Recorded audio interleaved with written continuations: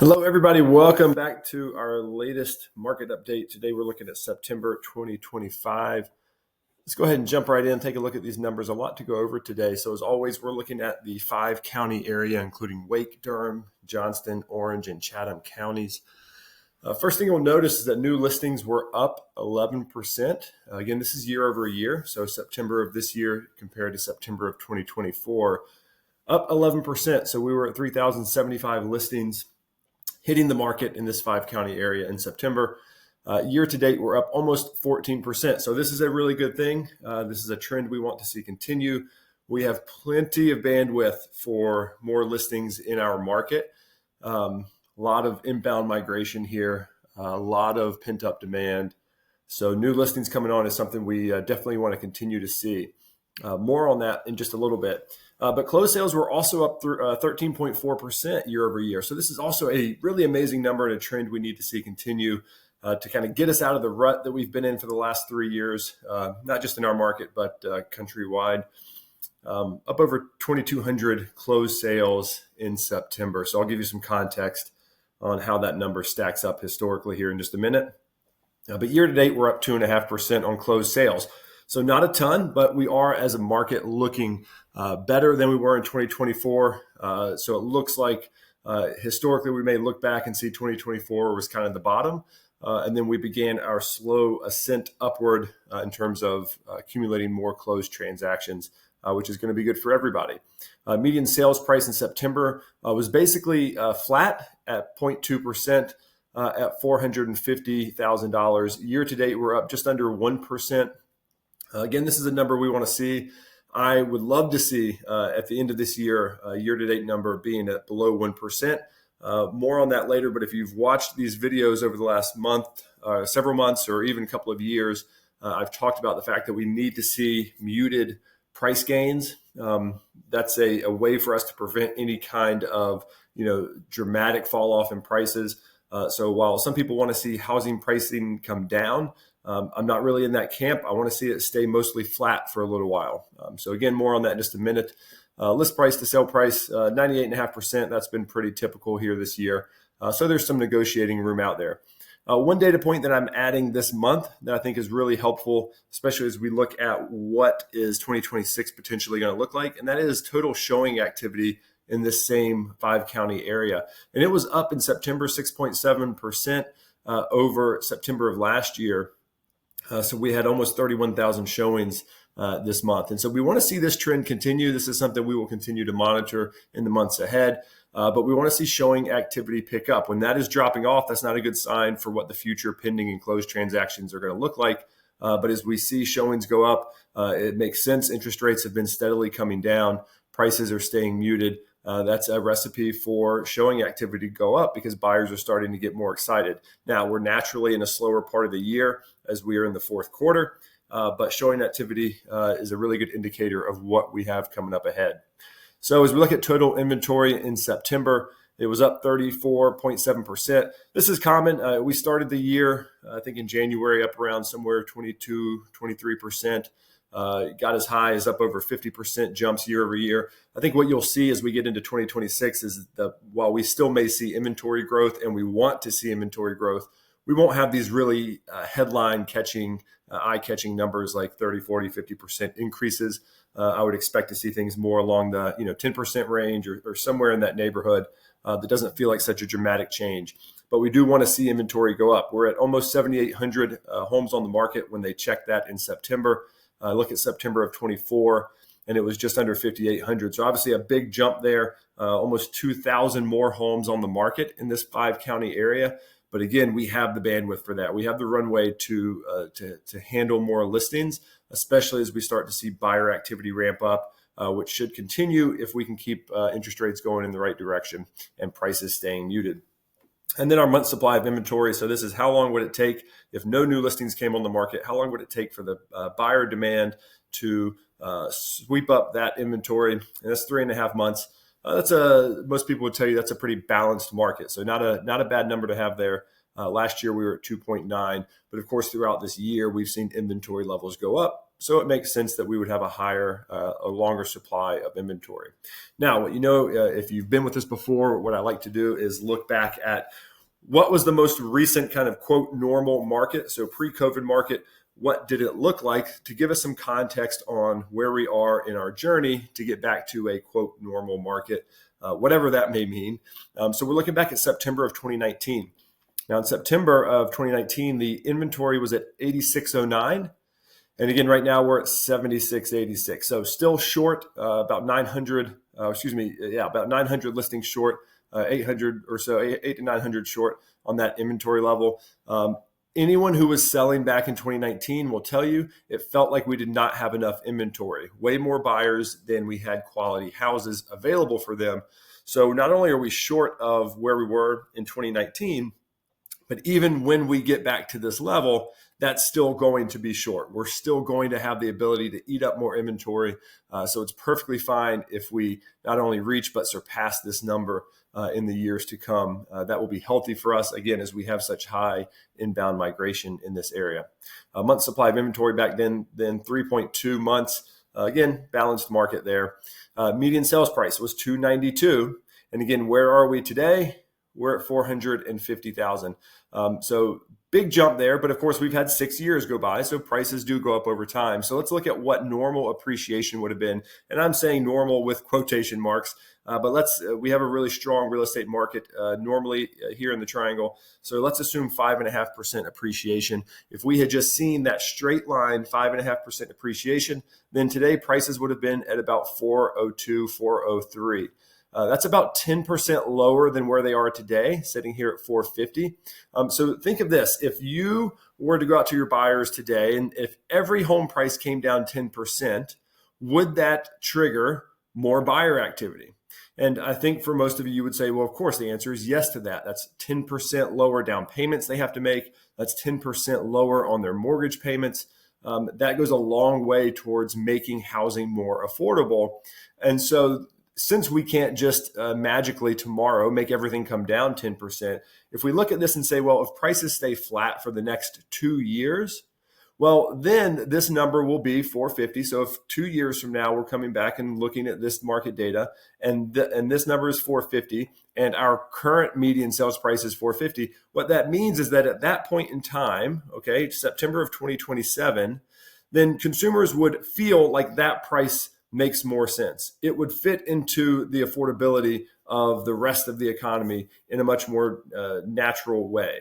Right now, we are still 10%, prices are 10% higher than really where they should be because of the spike we had during COVID. So even though prices have been muted, they haven't been muted long enough to recover from those big spikes we saw. Now, if we see prices stay flat, interest rates continue to come down, and then normal increases in wages and normal increases in inflation outside of real estate, then I think we'll be in a good position here. So again, this is why when I talk about we just want to see prices stay flat, that's why it's so important so that everything else can catch up to where the current median prices are. Let's look at new listings. Back in 2019, we were at 3296. Again, still about 10% short. We were at 3075 here in September of this year. And then closed sales, this is where everybody feels the pain. Closed sales in 2019 was about 2,700. And we were just at 2,200 this month. And when we look year to date, it's even more telling. We had 26,500 closings year to date back in 2019.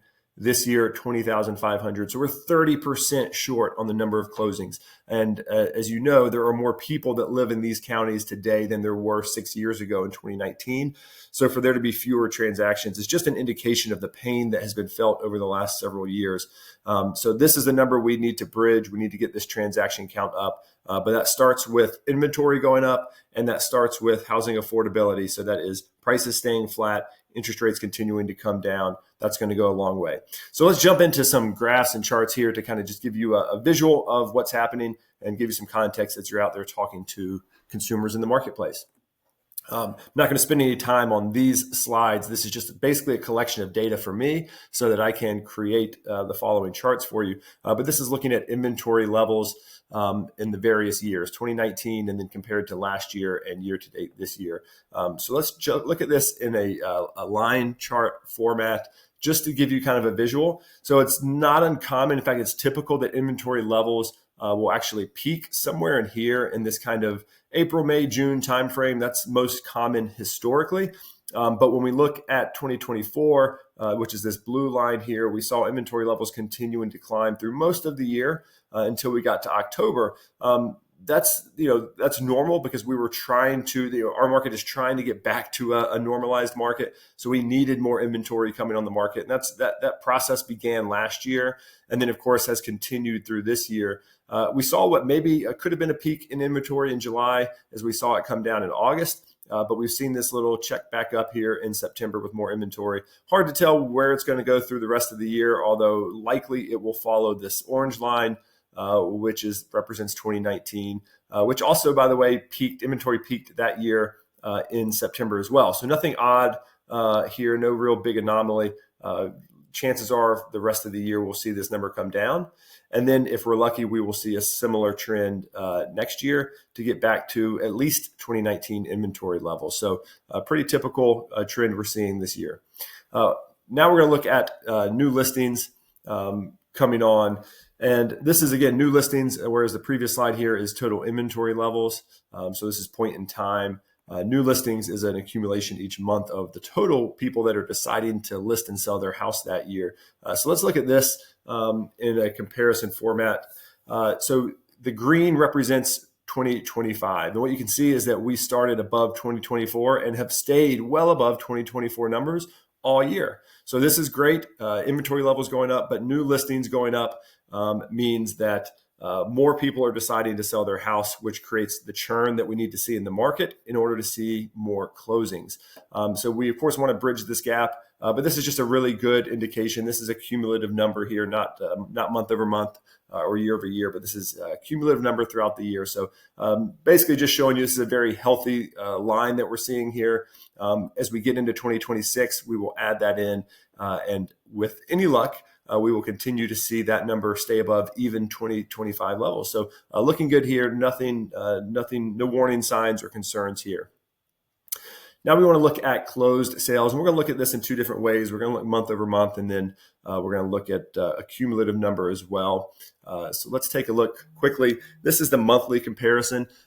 What's interesting here is if we look at the beginning of the year, we started in January. We had a good January compared to last year, still below 2019 levels.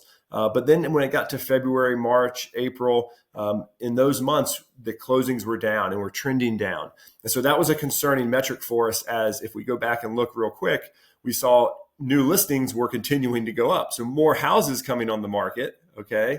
And then back over to closed sales, more listings coming on the market, but our closings were going down. So that's a kind of a scary place to be when you see listings higher than they were last year, new listings coming on, but closings happening were below.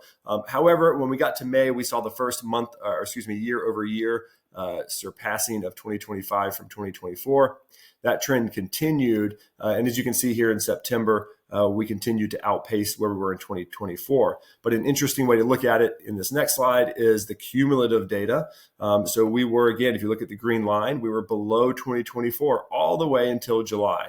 And finally in July, we squeaked past the 2024 numbers. And that was thanks to an increase in May and an increase in June. And that overcame the shortfalls that we had up until that point. So now we continue to see that gap widen between 2025 and 2024. That's great. But of course, you can see this huge delta between 2025 and 2019. Again, that's that number I talked about. We're 30% short on closings in 2025. So this will be a really interesting one to continue to track through the end of this year, but especially into 2026, as a lot of observers, myself included, believe that 2026 will represent an improvement over 2025. I'm not looking for any kind of crazy spike in activity, but I think we should see a steady growth into 2026. which is a healthy place to be. That's one of the strengths of our market in this part of the country, in this part of the state, is that we've always had healthy, steady, sustainable improvements in our market and in our home prices. I think we're on a path back to that. So I'm excited for what these numbers are showing me. All right, to wrap it up, 2 more slides for you. Just want to show you the new listings to closings ratio. This is a number that I like to look at that helps explain what sellers are feeling in the market right now. It doesn't really tell you what buyers are feeling, and it doesn't really tell you how healthy the market is, but it gives you an idea of how frustrated a seller might be or what experience they might be having. So right now we're at 1.48 new listings for every closing. So you can think of that as, in order to, for every 6 listings you take, you're going to sell 4 of them. And so for those agents who are for the first time in their career having to take listings off the market because sellers want to take them off and wait, or they're going to take them off and rent them, or whatever it is, or they're frustrated and think that their agent is the one who can't get the house sold, so they want to take it off and make a change of listing agents. That's why, because for every 6 that you put on, 2 of them are not going to sell. And that's actually not terribly unhealthy. I think if this number could sit around 1.33, so for for every 4 listings you put on, 3 of them are going to sell. That's a really healthy place, I think, for the market to be. That's natural. You're going to have houses going on that are overpriced, that the condition doesn't match the price, that sort of thing. Right now, this is why it feels a little frustrating for some listing agents and sellers out there, because they're not accustomed to this. They're coming off these numbers from the past 3, 4, 5 years that were so unrealistic. But if we can get back to this where we were back in 2012, that's a really normal, healthy place to be. We've just been trending downward. We've been trending in our market for the last decade plus, where every time you list a house, it just sells. And so that's not the way the world necessarily always works. So where we are is not terribly unhealthy. It's just very different from where we have been. I expect this number to end the year somewhere around this, probably just a slightly lower, but we're not going to get down to that 1.33 this year. That would be a great target for 2026. Last thing, let's look at housing affordability. Here's the deal. We know it's still terrible. September of this year, we're actually down from September of last year, but I don't think that's the headline. This is actually the highest affordability number we've had year to date, and it's one of the highest that we've had in the last 3 years. So as we see prices stay muted, as we see mortgage rates continue to trickle down, as we see inflation stay in check, even if it's not getting down to the 2% that the Fed wants, if we see that number staying in check and not spiking up, then we should see, we are potentially at an inflection point here where we could see some sustained improvement on housing affordability. A long path to get back to 100, okay? That's where we were. The last time we were at 100 was March 2022. Back in August, I didn't update this for September, but back in August of 2019, we were at 140. And again, what this means, 76, is that to afford the median price, the median income is only 76% of what it needs to be to afford the median home price. So that's why we have the crisis in home housing affordability. But I think we are getting to a place for the first time in several years where we can see potentially some light at the end of the tunnel for this number to improve. So only time will tell. We'll continue monitoring this. Hopefully this market update for September 2025 has been helpful for you. If you have comments, questions, thoughts, please put them in the comment section below. We'd love to hear from you. Until next time, take care.